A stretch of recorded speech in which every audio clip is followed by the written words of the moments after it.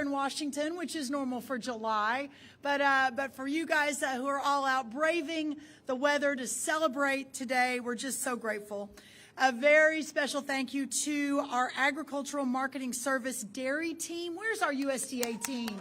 Oh, look at those wonderful people over there. Thank you, guys. It's kind of like y'all's Super Bowl. Yes, and you guys have won it. I love it. I'm also so excited to be joined by my dear, dear friend and partner. How about Secretary Bobby Kennedy of HHS? We also have the extraordinary FDA Commissioner, Dr. Marty Makary. Day, Marty. And then we have some incredible people you'll get to hear from the actual dairy industry. First, the president and CEO of the International Dairy Foods Association, Michael Dykes. Next, the president of Turkey Hill Dairy, Andy Jacobs. And finally, an Indiana dairy farmer, Sam Schweppe. So we'll get to hear very briefly from all of these incredible dairy industry and farmers behind me. Please help me welcome them as well. I really want to say first and foremost how grateful we are at the Department of Agriculture to have the opportunity to partner with Secretary Kennedy and his wonderful team to represent the American agricultural community and to work together to improve the health outcomes of our kids and our families. We know that our current health outcomes, especially for our children, are unsustainable and that American agriculture is at the heart of the solution to make America healthy again. I don't want to get too far ahead of the big announcement today, but I just want to commend the leadership, Michael and the whole team and everyone you represent at IDFA and all the dairy farmers and ice cream producers they represent for taking on this voluntary, proactive effort to eliminate the use of artificial colors in ice cream products by the end of 2027. Because of this historic partnership between USDA and HHS, and I will say it is an unprecedented partnership, but also because of leadership of organizations like IDFA and again, all the farmers and producers they represent, we are driving meaningful change to make America healthy again. I also want to acknowledge a lot of other partners, the Consumer Brands Association, Tyson Foods, PepsiCo, J.M. Smucker, Nestle, Hershey, Conagra Brands, Kraft Heinz, and General Mills, each of which have recently made similar commitments to remove artificial colors from their products. Just last week, the Consumer Brands Association announced a voluntary commitment to encourage the makers of America's food and beverage products to remove certified food, drug, and cosmetic colors from products served in our schools by the start of next year's school year, 2026. The beauty of America is the role that private enterprise has always played, but will continue to play, and perhaps an even bigger role, in voluntarily shaping policies for the good of future generations. Dairy farmers represented by IDFA are certainly embracing that role, and we are just so grateful. At this time, I'd love to welcome to the podium, again, my partner in this very valid, righteous, and incredible effort. Please help me welcome Secretary Bobby Kennedy. Thank you, Brooke. I'm particularly happy to be here today because this is relevant to my favorite food, which is ice cream. And I want to, since we came in about 5.5 months ago and started talking about eliminating dyes and other bad chemicals from our food, we've had this extraordinary response from the industry, and Brooke just rattled off this inventory, this extraordinary inventory of national corporate food producers have all made commitments to remove food dyes from their food. And with this addition today of the dairymen and the dairy food producers, we now have about 35% of American food industry that has made commitments, and that's addition between 35 and 40%. And that is in addition to the 35% of the food industry that was already organic and healthy and chemical-free.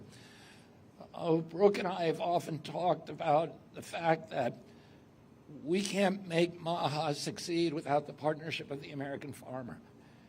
And our job is to help them, to open the doors, to make sure that they have adequate resources in their supply chains, and that the approvals for new chemical-free dyes are happening very quickly. And I'm going to bring on Marty Makary in a moment, and he's going to make an amazing announcement that today FDA has approved a new blue vegetable dye, in addition to many of the other dyes that the 3 dyes that we've already rapidly approved over the past 2 months. So we are going to be there for the dairy industry. Well, I grew up in a world where milk was the healthiest thing that you could eat.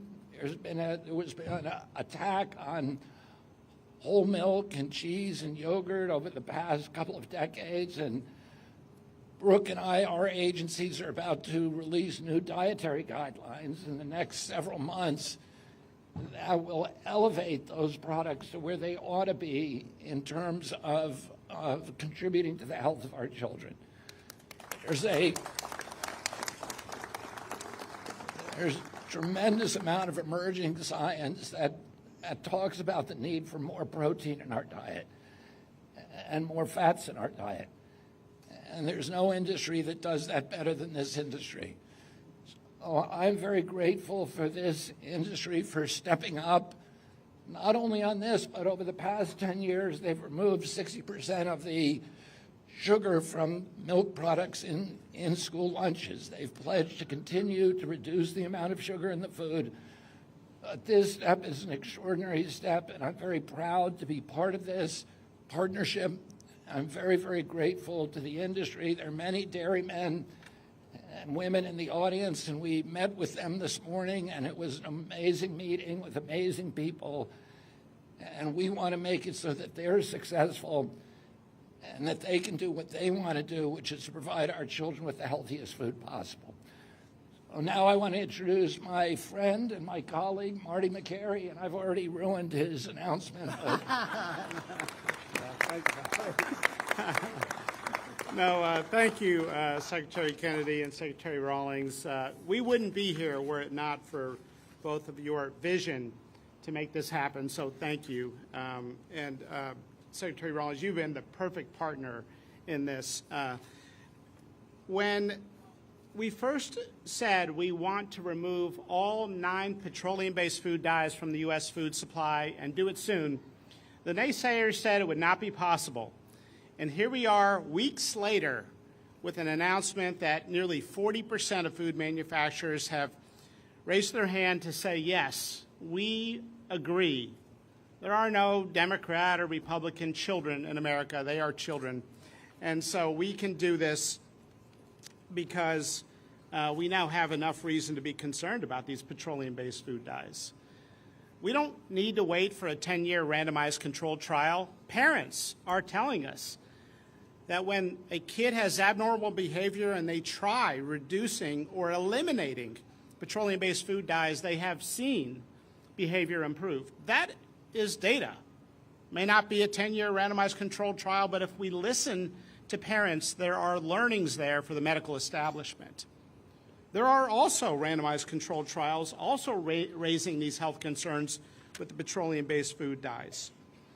Now, we believe in options, so that means we want natural dyes to be available to food makers and ice cream makers.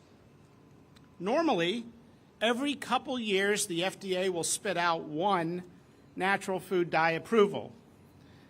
But on the charge of Secretary Kennedy, we have made this a priority, and Kyle DeMontis, who's standing here in charge of the food program at the FDA, has made this a priority such that in the very short time we have been in office, we have now the 4th natural food dye from natural ingredients approved by the FDA. Today, I'm announcing that the FDA is approving Gardenia Blue as a natural food dye with natural ingredients.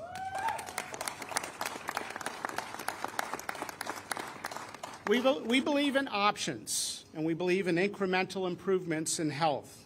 The sickness of American kids is not a willpower problem. It's not their fault. We can do things that will make the food supply healthier one step at a time. So with that, I just want to reemphasize that this is a renaissance moment in health in America, and part of that is rewriting the broken food and nutrition guidelines of the United States. No longer are we going to have a broken food pyramid and a continuation of a 70-year demonization of natural saturated fat that began with Dr. Ancel Keys. We are going to have dietary guidelines that are based on science, not based on medical dogma. So with that, I want to say thank you, and thanks for giving me a few minutes here. Thank you. That was beautiful. Thank you.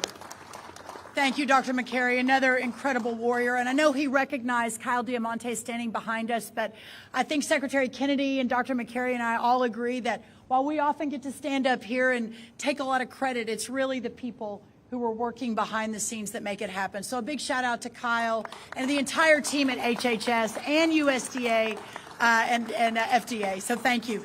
Right now, what a joy. Michael Dykes, CEO of the International Dairy Foods Association, a member of our Agricultural Policy Committee and a real driver in this effort. Please help me welcome the great Michael Dykes.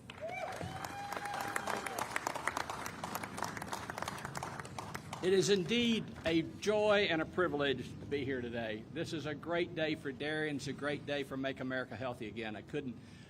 I'm just overjoyed, to be honest with you. It's amazing. I want to thank Secretary Rollins, Secretary Kennedy for the opportunity to be here today to talk about the IDFA ice cream commitment, and to thank all the wonderful people. I see Dana Cole who put hours and hours into, as well as my team, in organizing this and planning this. So thank you so much. I also want to say a thank you to the dairy farmers who traveled from Michigan, Illinois, Idaho, and Indiana to be here with us today. Everything we do in dairy starts with the dairy farmer, from nutrition to delicious. Thank you.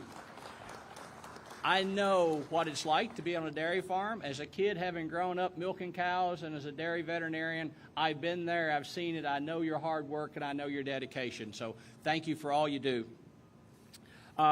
This is a unique opportunity for IDFA. We represent the industry, the processing industry, and we're so happy with this voluntary industry-led commitment to ensure that our products are on the right side of public policy and on consumer choice. Back in 2022, we made a similar commitment that we would maximize the amount of sugar in flavored milk in schools, and I'm pleased to say that in the last decade, we've reduced sugar 60% in American schools in flavored milk, which is the #1 product for children.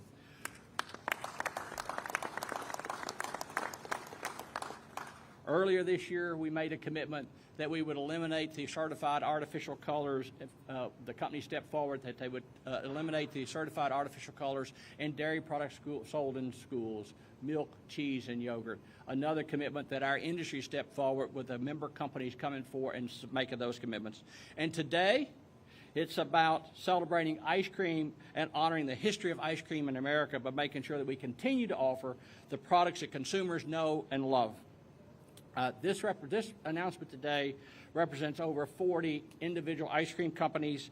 It's the single largest effort of its kind, and it's efforts like this that demonstrate how our dairy industry is different. Our dairy industry was built on families. Many of these processing organizations started off on a single farm with a creamery, and years and years and generations later, they've grown into major companies. It is the dedication, it's the hard work, it's the commitment that our industry is committed to doing right and serving nutritious, healthy products to all. So on behalf of all of them, I am grateful to be here today. I'm grateful to our IDFA members, all of our ice cream companies, all of the dairy farmers and to Secretary Rollins and Secretary Kennedy for being such staunch champions of dairy. Thank you. Thank you for being here.